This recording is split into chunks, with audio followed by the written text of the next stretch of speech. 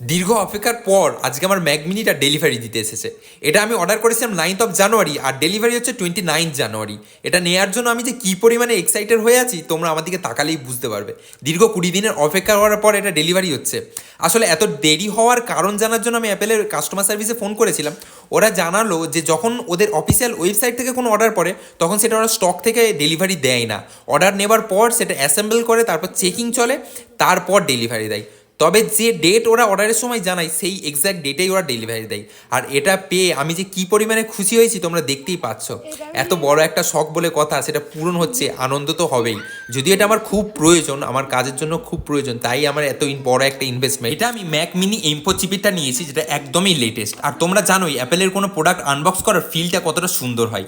আবার সেটা যদি অর্ডার করার পর তোমার নামেই তৈরি হয়ে তোমার হাতে এসে পৌঁছায়, তাহলে তো বুঝতেই পারছো এত সুন্দরভাবে ওরা প্যাকেজিং করে পাঠায় যে খোলার সময় আলাদা লেভেলেরই একটা স্যাটিসফ্যাকশন আসে।